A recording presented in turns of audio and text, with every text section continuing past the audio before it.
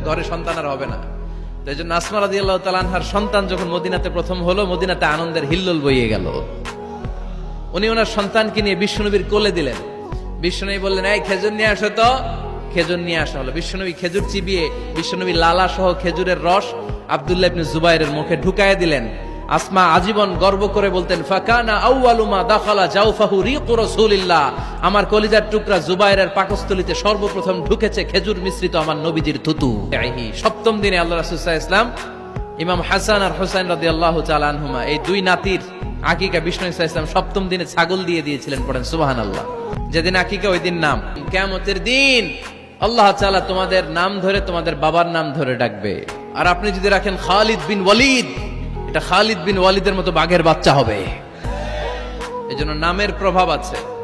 সপ্তম দিনে সর্বশেষ কাজ হচ্ছে বাচ্চার মাথার চুল হালাক করে দেবে। এই চুলগুলো ওজন দিয়ে এই পরিমাণের